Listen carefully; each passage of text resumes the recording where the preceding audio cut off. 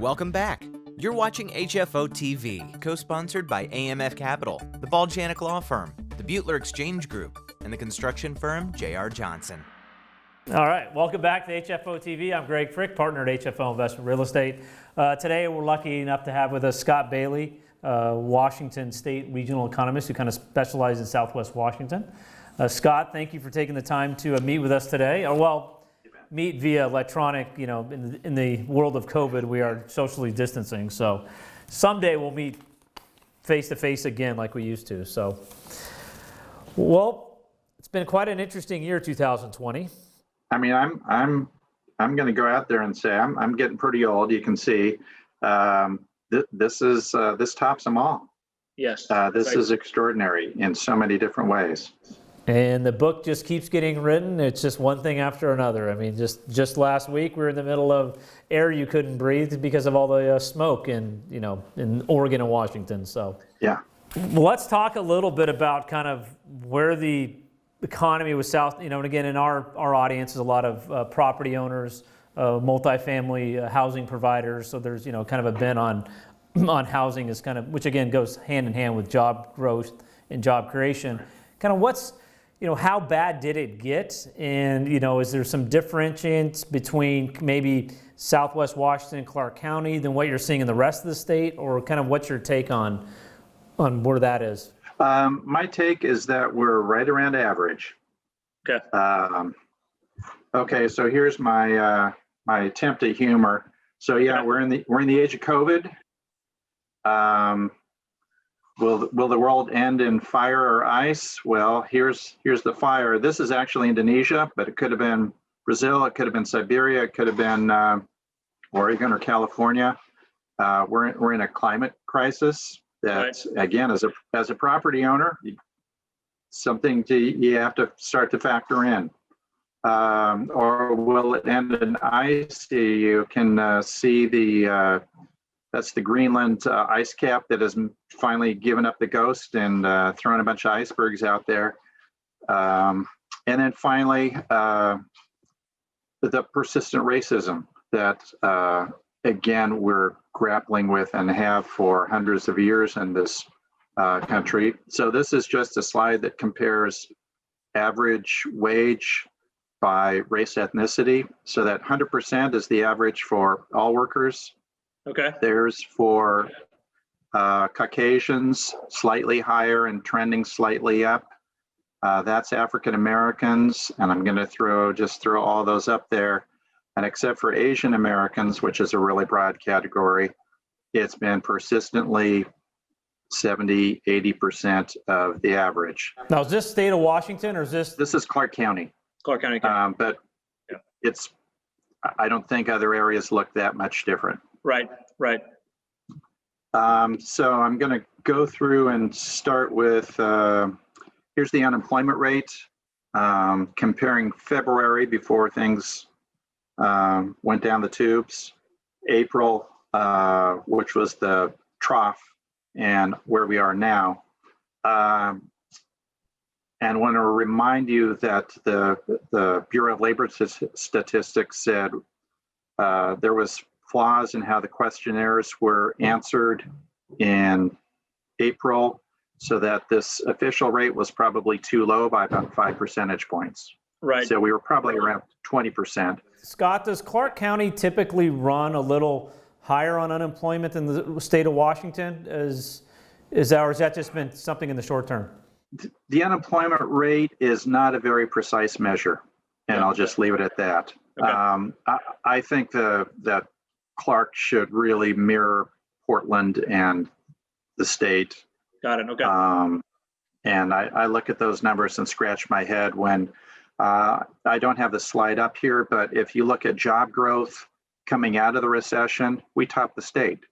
Right. We were just growing consistently faster. So I don't get the unemployment rate so much, but just looking at this officially and knowing there's a plus or minus around it, we're Clark's right around average. Got it. Okay. So that's the takeaway. The on-the-ground information we have is really the unemployment claims data that we get every week. And the claims data would indicate that actually unemployment is a bit higher than the official rate. If you look at the number of claimants and how that's changed over the last year versus the official count of unemployed, it's higher by a couple of thousand people, both in Clark and Cowlitz. So things are bad. They've gotten better, but they're bad. And if you look at that unemployment claims over time, the good news is that it's been consistently trending downward. This is starting back in, say, mid-April. Okay. So it's gotten better. But that improvement has been gradually slowing down. As an economist, do you have concerns about another spike in unemployment as PPP, loans are wearing off and there's been maybe things haven't recovered as fast as we thought, or in the service industry? Do you think we'll see another spike, or is there enough job growth to maybe, it's not going to decrease as much as it has, but it'll level off? Yeah, so what I've been saying is that the recovery depends on three factors. One is what COVID does. Right. And we don't know, and that's everything from will it mutate into something new and worse, or will this vaccine happen sooner rather than later? Those are unknowns. The second thing is human behavior. And that hasn't made any of us optimistic. Right. The simple steps around wearing a mask and social distancing, and which is why we look a lot worse than a lot of other places around the planet. Oregon and Washington, in terms of one of the things I track is new cases per week, are actually like in the top 10 in the nation on the good side, like right. a lot lower activity here. So we've been really lucky, I think, in a lot of ways here. And the third factor is, what's the federal government going to do? And again, right now, not a lot of optimism there. One of the big stories happening right now that I'm sure is going to impact rental property owners is the expiration of and I'm sorry to throw an acronym out, FPUC, the Federal Pandemic Unemployment Compensation Program. That was that $600 a week benefit, right? That ended. And then there's the temporary LWA, lost wages assistance. That's going to be about 5 weeks of $300 payments. We're sending those out retroactively, I think, as we speak in the state of Washington. So there'll be a little bit of a pick-me-up, but then nothing. And that's going to hit a lot of people. If you look at the total benefit payout going out in Clark County, 60% of it was that FPUC. So that's roughly a drop of about $60 million a week, or excuse me, a month. That was going largely to lower income households. If you look at the claims data and look at the occupations, the top 10 list, top 15, there's a few higher skilled positions in there, but it's largely, lower wage service jobs. Right. So those are the folks who might not be able to pay rent. Those are the folks who are already in line at the food pantries and actually have been for months. And I sympathize with landlords because, if you don't have income coming in because people can't pay the rent, and you can't evict them, and that's an awful thing to do at a time like this. Well, and as I've told people before on evictions, I mean, as a property owner, you're not looking to get people out, but at some point, as you mentioned, as you're not getting income, one of the big complaints, or one of the big issues in Oregon was the slowness which unemployment claims even got processed. We had people putting in unemployment in, and they were 2 months, 3 months before they even got an unemployment check. And, and now there's questions about federal dollars. Is it getting allocated? Is it not? Is it going, what agencies are getting it? Are they really getting it out to various people in need? And it's, it's sad to say it, but the whole system, they work together. And if you put too much burden on one versus the other, the system's going to fail. And that's my concern. And that you've got a lot of political gamemanship in terms of it's an election year, which is not a great time to be dealing with a pandemic, because it's a lot of the answers are more political than I think, which may actually benefit. So no, but it's a systems issue. Yes. That works its way up the chain, up the food chain, and it's a system for tenants. It's an issue for tenants. It's an issue for landlords. So, and I know you have some folks in Cowlitz County as well. Yes. Yes. Similar. That is there's Cowlitz County. So it's a very similar looking graph, just different numbers. But notice in the last couple of weeks that improvement has pretty much really tapered off. So there's a state of Oregon economist who coined this is going to be a square root recovery.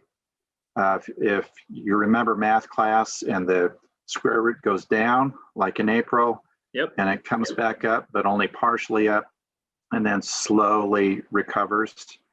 The last forecast I saw, state of Oregon, was employment recovery by 2024. State of Washington, a little more optimistic, 2023. That's a lot of economic issues out there. So am I worried? Yes. Because state and local, well, particularly state governments have a big hole in their budget. I'm expecting substantial layoffs there. Same with K-12. There's been cuts already announced. I think Evergreen School District in Vancouver said they were cutting 450 classified staff. Those are school secretaries, educational aides, and these are lower wage jobs. And there you go, more likely to be a renter. So there's a lot of challenges out there, and will our leaders rise to the challenge? Right. Remains to be seen. They used to call me Dr. Doom back in 2010. I've got my little outfit back out again. It was hanging in the back of the closet. It's been pretty rosy from 2011 all the way. I mean, we talked to every economist for last 10 years, and it was like, hey, same story. Things are going, and then this kind of there was nothing in the economy that was leading to a recession before COVID hit. Right. Despite a lot of chatter in the news headlines, that blah blah blah blah blah. There was nothing fundamentally at issue there. And then COVID hit. So we can look at who lost their job by occupation. A lot of management occupations in there. A lot of food prep. Duh. I think we all know that. And like you said, education hasn't really hit the federal and the state agencies haven't really started their layoffs, and if we've got the shortfalls of income. And again, when those folks lose their jobs, they lose their spending power, right, and that multiplies out into the economy. This is the top 15 claimants by occupation, and again, there's general managers up there. There's some food service managers. But a lot of these are frontline service workers who don't get paid very much. Right. And that's who's bearing the brunt. And similar list in Cowlitz County as well. The blue bars are what happened in April, and the orangish bars are the snapback since then. So almost every industry we've seen a snapback. It just hasn't been as much as the downturn. Right. I'm hearing there's a lot of multifam in the pipeline in Clark County that's still coming through. even a couple of sort of office/residential, a big block downtown project that's going in. The new hotel on the waterfront is still going in. Another block in Uptown, I believe it's office, still going in. So there's still quite a bit of construction activity. The city has told me that retail sales, taxable sales, have been higher than they expected, which is good news. And again, I think people are still spending. They might be spending it differently, but Amazon's really busy. Yeah, exactly. They might as well install a truck on our street because they're coming through right and left. So the people who haven't lost their job, are still spending, and we're doing our best to support. My household is lucky; we're solid. We're doing our best to support our local restaurants and bookstores and whatnot. I wonder if there's been less of, like where Jansen Beach is right across the state line, if those numbers are down in terms of Clark County residents because of COVID and social distancing, maybe not taking that extra distance to save the sales tax dollars and just doing it more locally. I'm guessing that's the case, and the same around the airport. Although my wife reports that IKEA has been crowded. Yeah. She went on the weekend and gave up and went back yesterday, and it was still crowded. She got in easier, but. And that might be the type of retail. I think as people are spending more time in their house, they're figuring out, hey, I need to get the kids a desk, or I need to, we need to set up for this, that, because now I'm at home working and I don't have the ability to go to the office. I've heard Home Depot, the same deal, has just been, busy with people now doing home projects because they're home. So. Yeah, and I think there's been a lot of speculation about how much is this the new normal, or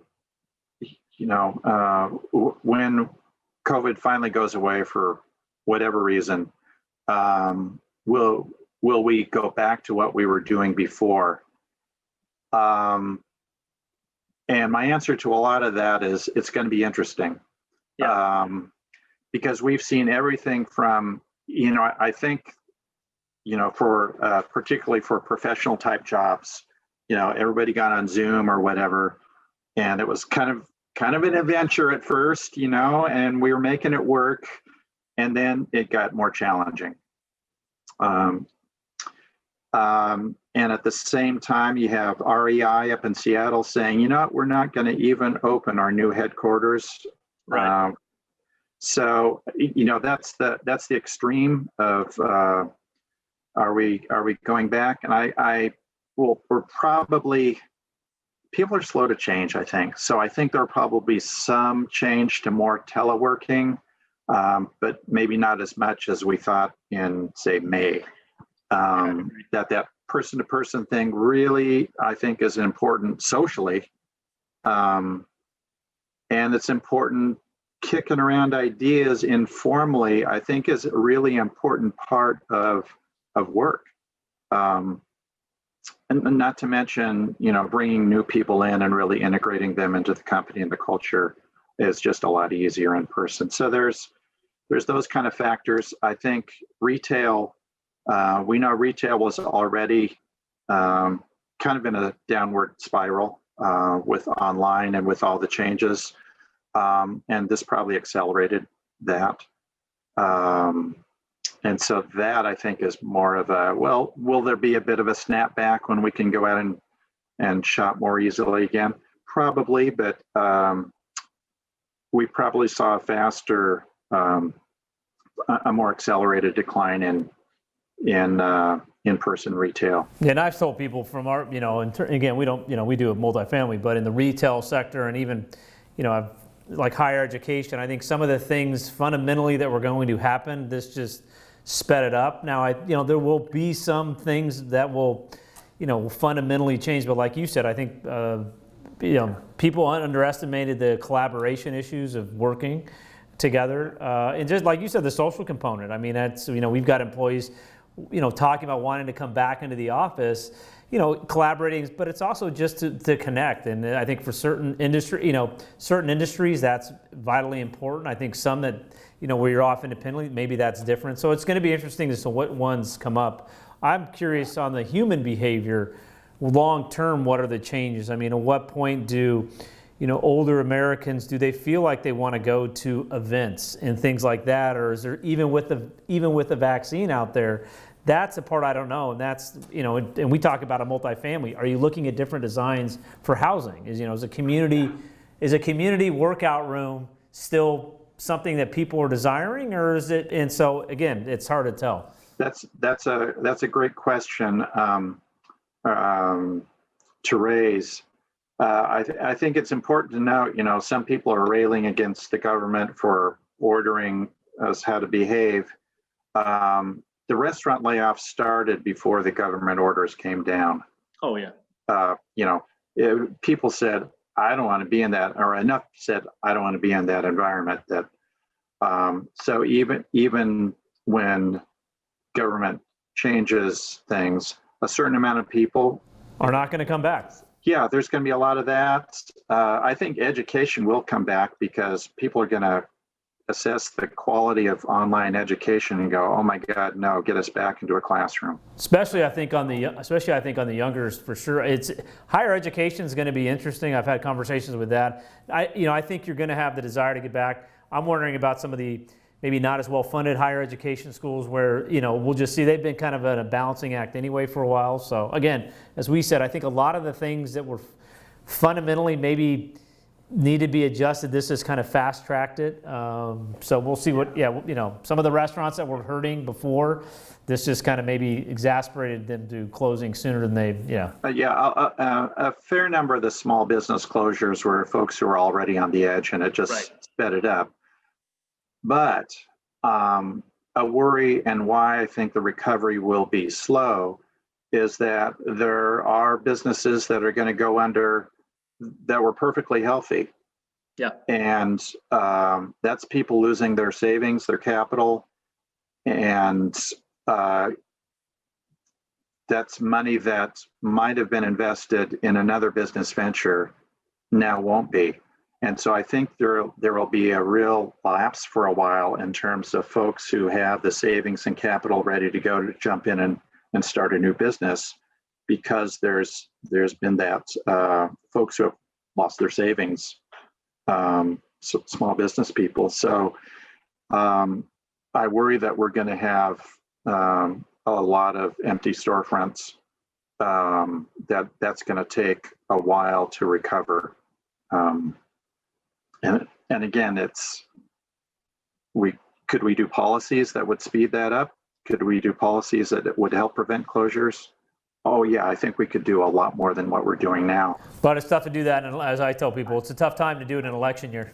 It's hard to get policy in an election year. They didn't put me in charge. What's up with that? Well, thank you for taking the time to kind of give us a little insight. I mean, I hope is that, as we said, that there's some light at the end of the tunnel and we get some recovery. But I agree, it's not going to be the V recovery. I don't think in the cards. It's going to take some time. Yeah. I wish it were different. Yes, for sure. Well, thank you again. I look forward to getting together in person here soon, and be safe. And hey, at least we can go outside now after the last couple of weeks with all the smoke. Yes. So. Yeah. Who knew? Yes. Okay. All right. Talk to you soon. Thanks, Scott. All right. And thanks again for joining us on HFO TV, and we'll see you next time. Be safe. Our entire office specializes in multifamily real estate, making HFO the largest multifamily brokerage in the Pacific Northwest. Your success is our passion. Build your legacy with HFO. Call 503-241-5541 or visit our website at hfore.com for more information.